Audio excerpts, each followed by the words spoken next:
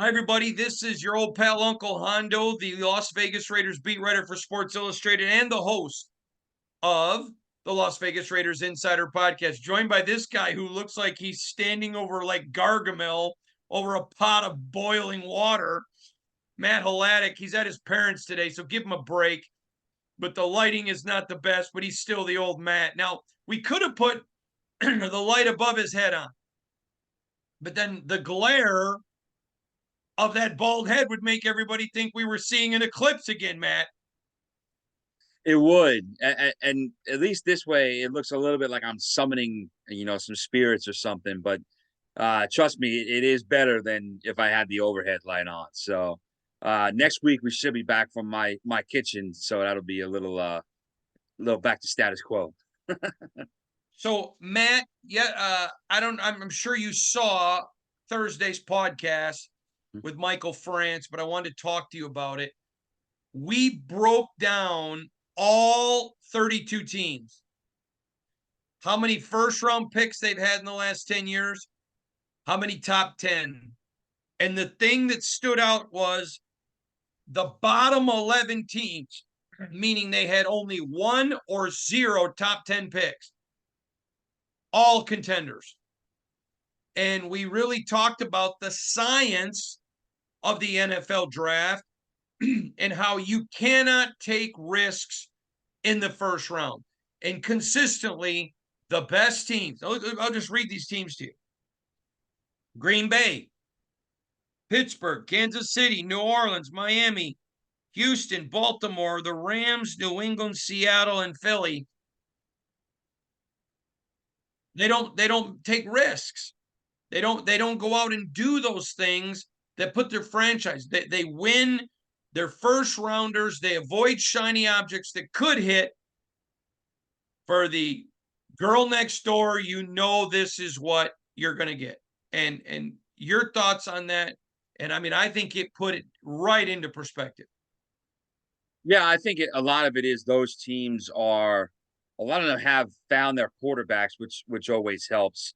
But I think a lot of the reasons why those teams you mentioned in that time frame, some of them may have had one top 10 pick or two or something like that, but they hit on them when they had them. For example, the Texans, who had some winning seasons, but then were picking in the top 10 and then got Deshaun Watson, and then they were good for a few years. And then, everything falls apart with him.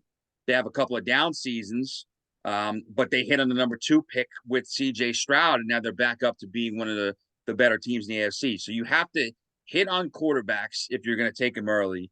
And I think what those teams also have is they're built well through the lines, for the most part. The Ravens are always strong up front, running the football.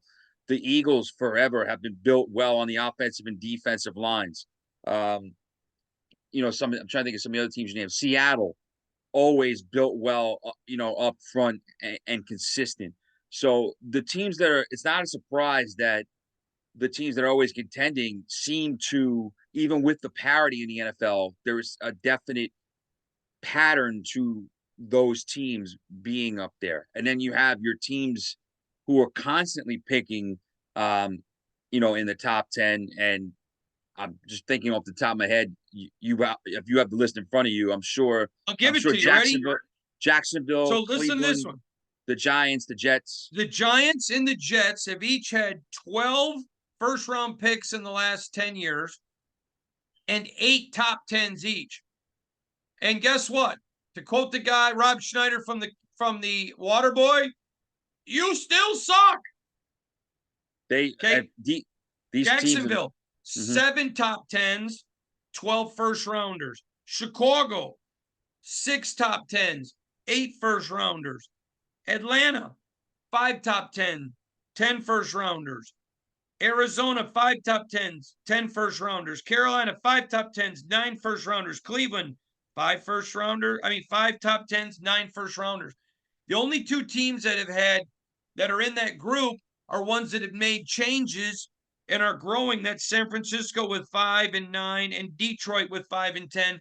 Both have gotten new management within that 10-year period and are making an ascension. All right, I want to go to a different subject.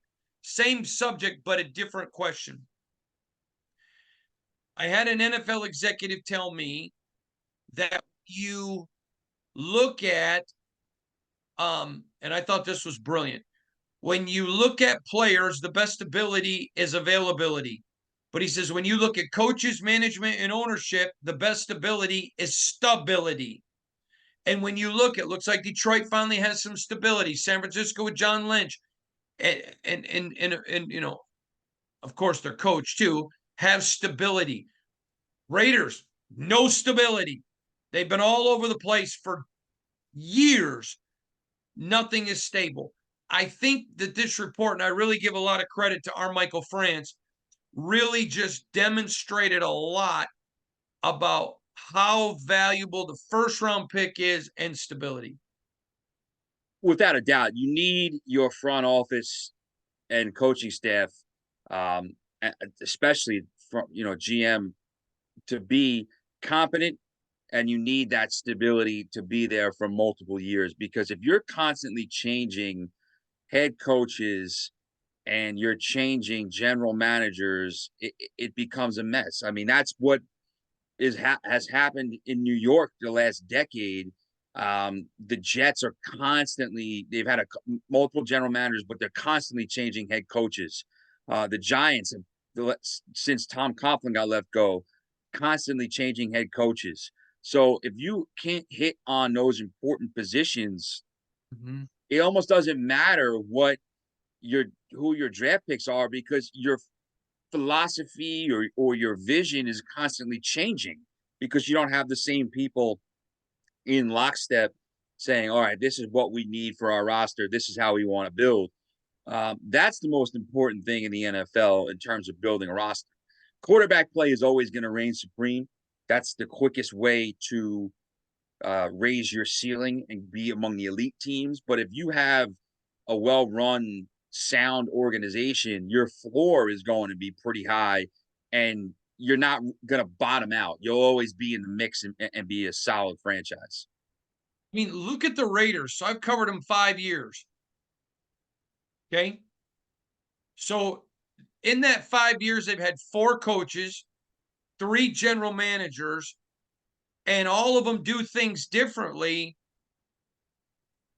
So you got 7 different people who all were in the mix, out of the mix. I mean, and then you wonder why I mean, it was amazing that Antonio Pierce could get out of them what he got out of them last year. They just got to stay the course, get some stability. I mean, this pulling the trigger every couple of years, well, all right, no. Pick a vision, stick with the vision, and see where it goes. It's just, and then the bad drafting has killed Mm-hmm. the Raiders, and you can see by this report how important it is, can't you? Without a doubt. And it's tempting to make the changes, um, because in the NFL, in the modern NFL, it's not, if you hit on a couple of things and you do things right, it is pretty easy to flip the script and rebuild quickly. But if you don't do things right, or you're constantly searching for that quick rebuild, you get that's where you get in these cycles of instability and cycles of change. It's like with the Texans, when they traded for Stephon Diggs, I saw a tweet from, I think it was Adam Rank, um, but I'm not sure exactly, but I'm pretty sure it was him, saying people will be trying to copy the Texans model for years. And I knew what he was trying to say, but a lot of people responded, well, yeah, it's easy. Just land on a generational quarterback at number 2 after the team in front of you in the draft passed on that guy and picked a different quarterback, and have all these other things work out. Like, there is luck involved as well. It's not just about you know everything you do. There's luck with what other teams do, but you have to have that stability, like you said. Um, Next week when you come on, Matt, you're going to give us the entire 7 round Las Vegas Raiders mock draft. What you would do. Okay. We'll go through all of that and discuss it next week. But so you can do trades, you can do whatever you want, but that's going to be you next week. But the thing that sticks out to me, Matt, is when you look at the Raiders, this is a franchise, best stadium in the NFL, best headquarters with workout facilities in the NFL. It's not even close. A state with no state income taxes helps you with getting, I mean, look at what it did with Christian Wilkins. When you look straight at real money, he makes more than Chris Jones, even though Chris Jones makes more because he's in Nevada with no state income tax. You you look at, they finally got a coach, Antonio Pierce. Everybody's behind him. Not everybody. There are some who are just never going to be behind anybody. They bring in Tom Telesco. Just stick with stability. All right, I want to turn to something Jared Goff said. And it's an issue that I have with the media as well. He's the quarterback of the Lions. He used to be the quarterback of the Rams. Took him to a Super Bowl. And he said that he thought the Detroit media was just way too negative. Now, I believe this is media in general. Our job is not to be cheerleaders. But you and I both know, Matt, bad news gets more clicks. It just is, it's just the reality.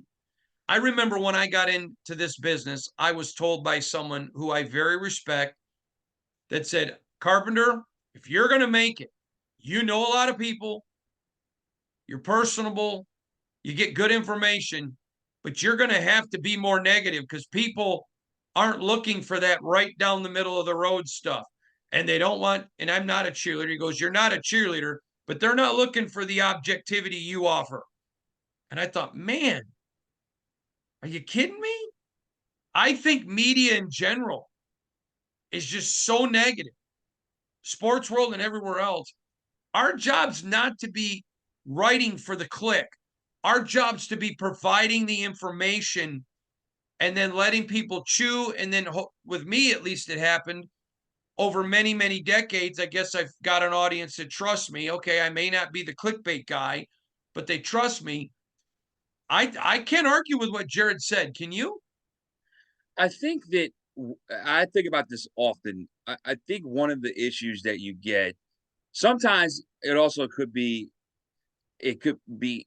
heightened depending on the air, like where you are and the type of franchise you're covering. For instance, if you're covering the Lions, I Which could I see, did. I was a yes, beat writer that covered them. and I could see why some media might be a little more cynical or a little bit more negative with regards to the Lions, even though they're obviously making great progress and look like they're establishing themselves as a consistently good NFL team finally. You know, they have had decades of futility. So I feel like the default there is negativity. When is the other shoe going to drop? Um, I think you see it in New York. New York has a mix of franchises that are traditionally successful, like the Yankees, ones that are traditionally not successful, like the Mets and the Jets. And then you have the Giants, who have had high highs and really low lows, everything in between. So there's a mix. I think you see with New York City, you start to, if the Yankees slump a little bit, people are like, well, they'll get it together. But if the Mets get off to a bad start, all the jokes come out, or the Jets, or things like that. I also think another thing that plays into this is social media, because I catch this way with myself, either whether it's as a media member, as a fan, somebody who's observing just two teams playing in a game that I have no connection to. It's easier on Twitter, X, whatever you're calling it, to be kind of cynical and sarcastic and fun, because it's a quick hitting platform, and you kind of it almost entices you and lures you into being sarcastic and being, snarky. So I think that also plays a role into it. But the thing that you mentioned that's fascinating is this: fans don't want media members that are constantly crapping on their team, or taking pot shots, or doing this and doing that. They get mad at media. I've seen them fight back on media members that do that, or that they perceive that do that. on social media. But the media members that try to play things straight and narrow down the middle or as objective as possible, a lot of fans don't want that either because they social media, there's a lot of fan negativity. And it isn't even just for the teams that are traditionally bad. I mean, you see, again, fans on social media are almost conditioned to expect the worst or they latch on to the worst things. So they get mad when the writers they get mad if the writers are too negative or overly negative, but they get mad at the writers that try to be a little bit more objective or try to maybe provide a little bit of hope, not false hope, but just like, hey, don't be so cynical or so, just fatalistic. Um, I think there's a lot of factors at play. I do. I think we could have an entire podcast. We could probably have a series on this, but yeah, I You definitely should do see see the what. negativity I get if the Raiders are losing, and I'll say, just relax. I think they're going to come back and win this one. It's a full game. Let the game play out. Oh, you're in it. Okay. Okay. Game threads on message boards are just insanity. And I've seen, and I'm telling you, I've seen them looked at the game threads for college sports, not just for regular run of the mill programs. I'm talking about the game threads for Alabama football, for Duke basketball, for the premier brands that have won a ton and win every year. Fans are going apoplectic because their team's losing at the first media timeout. And it's like, you got to calm down a little bit. And I think that's sort of, I don't know how you change that. All right. So I wanted to ask you, I met a guy the other day in the airport who was in his late 60s. And I'm not going to name him because I don't want to get him any hate on social media.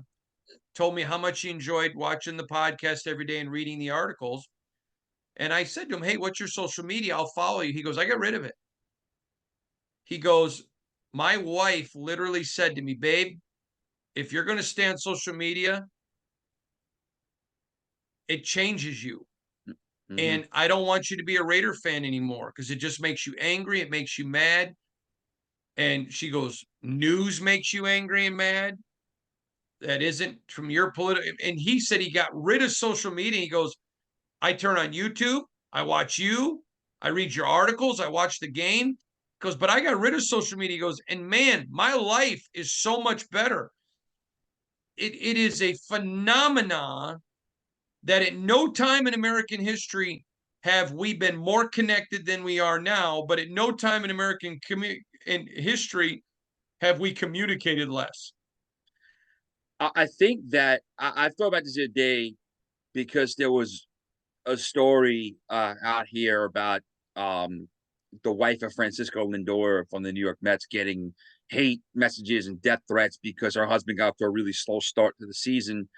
Um, there was also an article I read in The Athletic about people verbally abusing walk-ons on Twitter and Instagram because they were in at the end of a game and the example was Purdue. Purdue was a 27-point favorite against Grambling in the first round of the NCAA tournament, and they were up 25, and a walk-on Purdue, living the dream, in playing an NCAA tournament game, makes it 3 in the final minute. They win by 28. And this kid's all happy, excited, celebrating with his teammates, and he gets into the locker room, checks his phone, and there's people sending these awful messages because they had Grambling plus 27 and they lost their parlay. And I think that gambling adds to some of that negative feedback too. But just in looking at social media, I almost don't know if human beings have evolved or are capable of handling social media. Um, I have Facebook, Twitter, Instagram. I love Instagram. I think that, I think there's a definite fun side of it. You get to see what your friends are doing, what their kids are doing, family trips, all different types of things.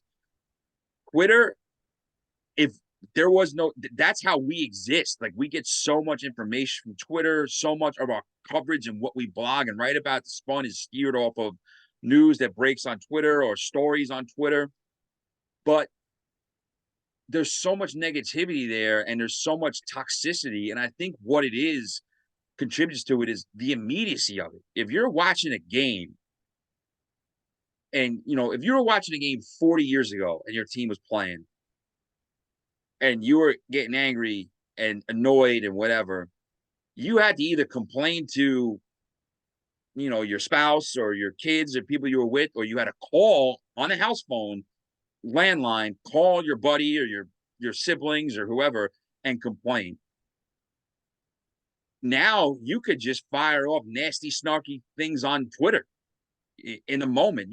And it's immediacy, and it's emotions are heightened, and it's just not a good mix. And I think the toothpaste is way out of the tube. There's no going back, but I do think it's a major issue. You know that I'm a large human, very tall, 255 pounds. And I always laugh when some people put their comments on Twitter. And I think, I wonder if they would bring a stepladder and say that to my face. And I just No, let it there's a go. lot of stuff. The anonymity factor for some people, because they have anonymous Gives a lot of accounts. it's like beer goggles. Yes. I call it social. Well, Yeah. I probably shouldn't call it what I But call it on even this the podcast, but let's say some social media goggles. Yeah. Just that, yeah. you get Twitter muscles, basically. You Yeah. you think Boom. because you That's feel it. like Twitter muscles. there's no consequences, especially if you're going anonymously. But even if you have your real identity, there's no real you could say it because you're not going up to the player or coach's face and saying it to them. I got to tell you though, I know of teams that take negative comments that fans send to their team and use them in recruiting and use them in free agency and say, do you want to go there? Look at how they treat their players. It's fascinating to me. And again, I understand where Jared Goff was coming at. All right, changes in the NFL uniform policy. What'd you think of that? I love it. I mean, the NFL finally expanded a couple of years ago to let teams have a second helmet. For the longest time, they only wanted the one shell um, for safety reasons. Now, then they did whatever research or development they had to do, and now teams can have a second shell. So you started to see the prevalence of throwback unis or alternates. And now teams are allowed to have a third helmet during the season. So with that, you're going to get more teams jumping into the throwback game because theoretically you could have, your regular helmet and two throwbacks, or your regular helmet and an alternate in the throwback. So I think you're going to see some teams do some really creative stuff. And I'm a big uniform and helmet guy. I think it's always fun. And All right, now let me jump so it's in good. for a minute. Okay. I love the New England Patriot, old Pat Patriot, the Patriot. guy in the 3-point stance. I Yep. love the Raider helmet. I think the Raider helmet is cool. I don't like the Cowboys, but their helmet is their helmet. There are some teams I don't want to see them mess with their helmet. Like I don't want to see another, although I've seen a couple that I thought were pretty cool. Keep the Raider helmet. We're the Raiders. You know what I mean? Cowboys, I get that. The Pittsburgh Steelmen, I get that. Yeah, but man, I like it, but there are some teams, it's just like Penn State uniforms. Go back to what they were, you know, just Alabama uniforms, the number on the side. I like it. There are some Right. uniforms to me that are just iconic, and you want to stick with them being iconic. It's like the Michigan State. I don't want the S on there. There's a ton of S's. I want the Spartan. I mean, I just to me, Yeah. there are certain things that are iconic. You don't mess with those. I think that in college you get that a lot. You mentioned Penn State and Alabama. I think Texas. You want to keep the Longhorn. Just Michigan, the winged helmet. Notre Dame, the classic gold. Even though they have experimented with alternate helmets now. OU, OU, yeah. Though I mean, no, there's Florida a lot of Gators. yep. There's a lot of teams Okay, that I can think of a couple more. How about the USC Trojans? That is a USC, classic helmet. Ohio State with the Yeah, in sticker. Michigan. Yep, I said As the wing much as helmet. we all hate Michigan, as much as we all hate Michigan, No, the winged helmet is classic, and and for those that don't know, I'm a Spartan. That's why that's a big deal to me. the winged helmet is classic, and I think you see that tradition in the NFL. Some of the teams I can think of that I don't really don't want to see too much alterations with the helmet would be the Raiders, would be the Cowboys, would be the Packers, the Chiefs, Steelmen. Steelers. Yep, there are teams like that. Um, but I think that for me, you know, I hope the Patriots. I would love to see the Patriots do, whatever their jersey is now. I mean their uniform, their helmet now. I would love to see them have the Pat Patriot for a game or two with the Oh, throwbacks. keep it for all Well, 17. they're It's a not going to do classic. that. Why? Listen, my wife is a classic. I don't want to change her. I like They're everything not. about her. Don't change anything. They're not going to do that. Same way with my Unfortunately. helmets. If I like the helmet, don't change the helmet. Well, to me, there are some throwback helmets and uniform combos that I wish teams would go to full time. I wish the Eagles would do the Kelly Green full time at home. I wish the Giants would go to their color rush and their throwback look as their permanent ones. Same thing with the Jets, the Patriots, the Pat Patriot. I mean, I wish teams would go back to that. But I'm tired of turning the NFL and football into a fashion show. I know why they do it. It's you guys use the term Nikeification. It's so they can sell more merch. I get that. I'm fine. I'm definitely. a businessman, but I like it. Just keep it the way it is. All right. Now, next week, you're going to give your complete Raiders 7-round mock draft. He is the great Matt Halatic. Matt, share your social media with him. Sure, you can find me on at Matt Halatic 919 on X or Twitter, whatever you call it, at MATTHLADIK 919. And I'm always down to talk some ball over there. And you could also get my thoughts on pretty much anything in the sports world because I use it just to, just throw out there, what's going on. All right, don't forget, find me on IG at Hondo SR and X, formerly known as Twitter, at Hondo Carpenter, and go to si.com/NFL/Raiders.